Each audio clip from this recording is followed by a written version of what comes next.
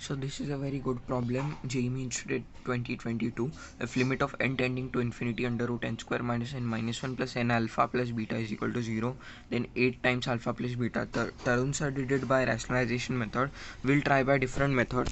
Limit of n tending to infinity. The question 8 alpha plus beta is equal to question mark. So limit of n tending to infinity, n square minus n plus 1 power 1 by 2 plus n alpha plus beta is equal to 0.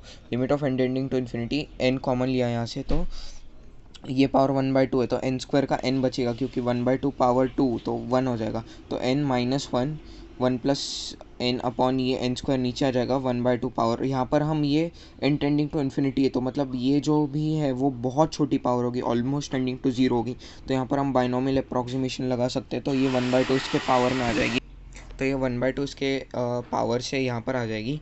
तो ये 1/2 आने के बाद हम इस n को हम वापस से अंदर मल्टीप्लाई करेंगे तो n माइनस n प्लस 1/2 एक n कट जाएगा। उसके बाद हम जब भी n टेंस टू इन्फिनिटी या फिर कुछ भी टेंस टू इन्फिनिटी होता है हम 1/n क्रिएट करने का ट्राई करते हैं जिससे कि वो 0 हो जाए। तो n माइनस यहाँ से हम ज़बरदस्ती n कॉमन लेंगे तो 1 + 1/n बचेगा और ये वाला n जो कॉमन लिया था और ये कैंसिल कर देंगे plus n alpha plus beta, इसको कुछ नहीं किया।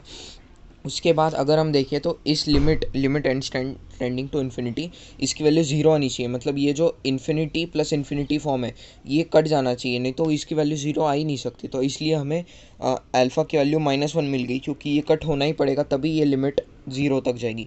तो ये -1 अल्फ़ा की वैल्यू -1 आ गई तो ये दोनों कट गए। जैसे ही हम अल्फ़ा की वैल्यू -1 रखेंगे और इसको सॉल्व करेंगे n टेंस टू 0 करेंगे तो बीटा की वैल्यू 1/2 आ जाएगी। तो अल्फ़ा इज इक्वल टू -1 और बीटा इज इक्वल टू 1/2। ऐसे ये प्रॉब्लम को हम सॉल्व कर सकते हैं।